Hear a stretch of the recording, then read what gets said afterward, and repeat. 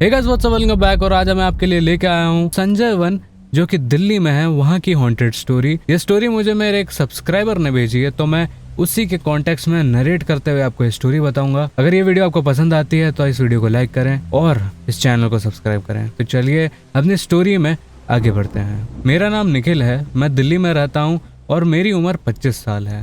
ये इंसिडेंट मेरे साथ 2 साल पहले हुआ था। मैं दिल्ली यूनिवर्सिटी से अपनी ग्रेजुएशन कर रहा था और मेरे साथ मेरे 2 दोस्त भी थे जो बचपन से मेरे साथ थे, लेकिन उनका और मेरा बिहेवियर थोड़ा अलग था। मैं अकेला रहना ज़्यादा पसंद करता था, जबकि वो लोग थोड़ा ज़्यादा बाहर घूमना पसंद करते थे। ये बात 2021 के फ्राइडे की है। एक शाम दोस्तों ने प्लान बनाया कि हम बाइक पे घूमने जाएंगे। जब शाम को हम संजय वन के पास से निकल रहे थे, मेरे दोस्तों ने डिसाइड किया कि उन लोगों को चाय पीने का मन था, तो हम लोगों ने बाइक को चाय की दुकान पे रोका। उन लोगों ने 3 चाय और 2 सिगरेट्स ली, क्योंकि मैं स्मोक नहीं करता था। हम लोग चाय ले ही रहे होते हैं कि मेरी संजय वन पर नज़र पड़ती है, और मैंने इससे पहले संजय वन को इतना ध्यान से कभी नहीं देखा था। जस्ट आउट ऑफ क्यूरियोसिटी मैंने चाय वाले भैया से पूछा संजय वन के बारे में कि ये कितना बड़ा है। तो चाय वाले ने बताया कि ये जो जंगल है ये अराउंड 10 किलोमीटर बड़ा है, और उसने कहा कि रात को यहाँ पर कोई नहीं जाता है, क्योंकि कहा जाता है कि संजय वन हॉन्टेड है। इस बात को सुनने के बाद मैं थोड़ा सा सहम गया और मेरी जो क्यूरियोसिटी थी वो थोड़ी कम हो गई, लेकिन पूरी तरीके से ख़त्म नहीं हुई, क्योंकि मुझे संजय वन को एक्सप्लोर करने का मन कर रहा था। मैं जानना चाहता था कि ऐसा क्या है यहाँ पर 6 बजे के बाद कोई नहीं भटकता है। इसके बाद हम लोगों ने चाय ख़त्म करके हम कहीं और निकल गए घूमने के लिए, और फिर वापस घर पे आकर मैं सो गया। अगले दिन सैटरडे था, तो मुझे शॉपिंग करने जाना था। मैं अराउंड शाम को 5 बजे शॉपिंग करने गया और 9:30 बजे तक वापस आ गया, क्योंकि मैंने बहुत सारी शॉपिंग करी थी, इसलिए मैं लेट हो गया था। संडे के दिन मैं उठा जब, तो मेरे मन में क्यूरियोसिटी थी वो बढ़ चुकी थी, क्योंकि मैं 2 दिन से संजय वन के बारे में ही सोच रहा था।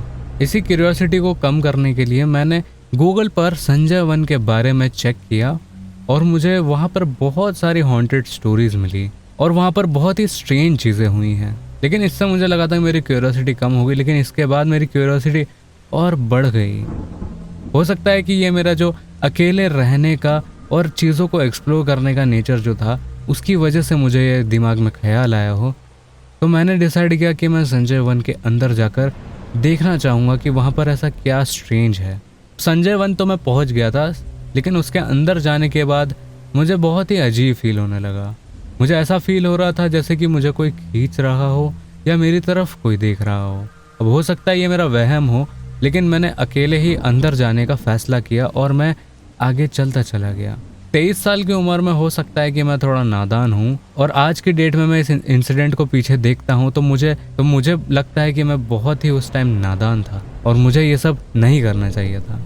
मैं अंदर जाता हूँ और धीरे धीरे हवा जो है वो ठंडी होने लगती है, और ये जंगल मेरे लिए बहुत ही बड़ा था और वाइड ओपन था। धीरे धीरे अंदर जाने पर मुझे मेरे लेफ्ट साइड में एक मेज़ दिखा, जिसे देखकर मुझे थोड़ा ठीक लगा। लेकिन इसके बाद जो हुआ उसने मुझे थोड़ा डरा दिया और मुझे फील करवाया कि मैं वहाँ पर अकेला नहीं हूँ। मैंने थोड़ा और अंदर जाना शुरू किया, और अराउंड 100 मीटर के बाद मुझे अचानक से डर लगा, जैसे कि कोई मेरे पीछे खड़ा हो। मैं घूमा तो वहाँ पर कोई भी नहीं था। हवा जो तेज चल रही थी वो अपने आप एकदम से रुक गई, जैसे कि फिल्मों में होता है।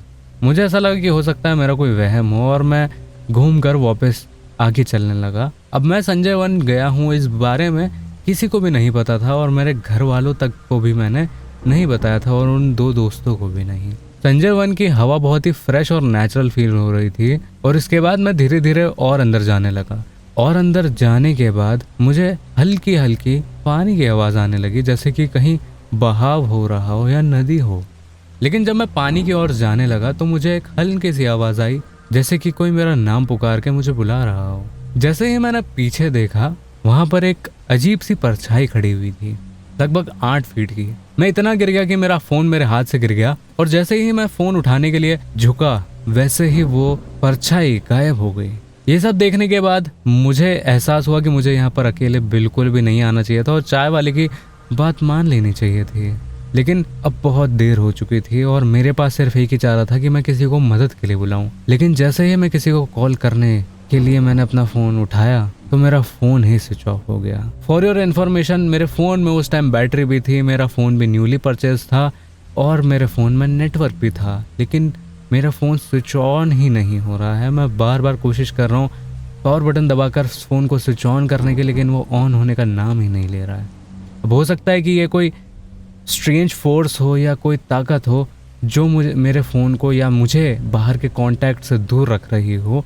ये चीज़ होने के बाद मुझे और एहसास हुआ और मेरा डाउट पक्का हो गया कि ये जंगल कोई नॉर्मल जंगल नहीं है और यहाँ पर आना बहुत बड़ी गलती थी मेरी ज़िंदगी की। अब मैं बार बार मेरे फ़ोन को ऑन करने की कोशिश कर रहा हूँ, लेकिन फ़ोन ऑन नहीं हो रहा।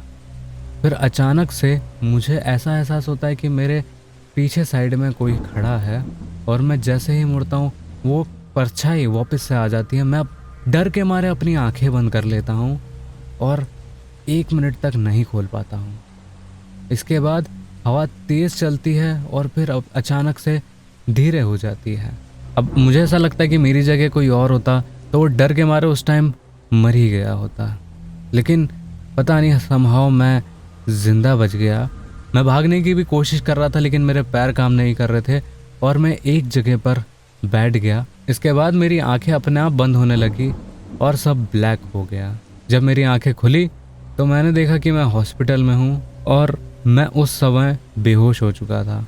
इसके बाद मैंने मेरे घर वालों से इस बारे में पूछा कि मुझे कैसे ढूंढा, तो मेरे पेरेंट्स ने बताया उन्होंने मिसिंग फाइल रिपोर्ट करी थी और उसके बाद ही मुझे खोजा गया और मुझे उस जंगल से निकालकर इस हॉस्पिटल में लाया गया।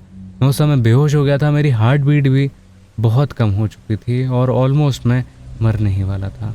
इस इंसिडेंट के बाद से मेरे माँ बाप ने मुझे एक बहुत बड़ा लेसन दिया और समझाया कि ऐसी जगहों पर अकेले कभी नहीं जाना है। और जब भी मैं घर से बाहर निकलता हूँ तो मुझे संजय वन के उस परछाई के ही फ्लैशबैक्स आते हैं। तो ये सारे फ्लैशबैक्स मुझे दिखने के बाद मैंने डॉक्टर को दिखाया और डॉक्टर ने मुझे सजेस्ट किया कि मुझे एक साइकियाट्रिस्ट की ज़रूरत है।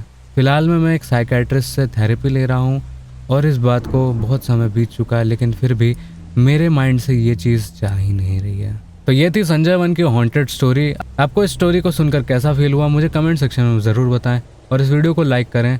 और अगर आप एड गीन के बारे में नहीं जानते हैं, जो कि 1900s के अराउंड में एक सीरियल किलर था जिसने कि कई औरतों की स्किन को निकालकर उनसे फर्नीचर बनाए थे, तो उस वीडियो की डॉक्यूमेंट्री के बारे में जानने के लिए इस वीडियो को ज़रूर देखें।